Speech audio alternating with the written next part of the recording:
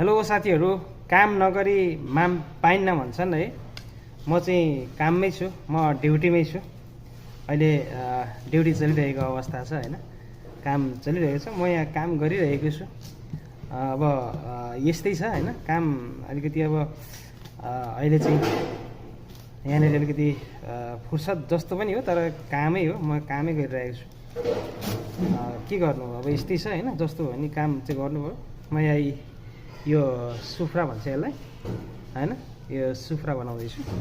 अहिले चाहिँ कस्टमर त्यति नभएको अवस्थामा, कस्टमर एकदम जिरो अवस्था छ अहिले। अहिले रमजानको बेला हो। अहिले चाहिँ बिहानखेरि कस्टमरहरू धेरै कस्टमरहरू आउने क्रम हुन्छ। अहिले चाहिँ एकदमै यो मन्द भएको कारणले गर्दाखेरि म चाहिँ यस्तै यहाँ चाहिने कुरा बनाएर बसिरहेको अवस्था छ साथीहरू हैन।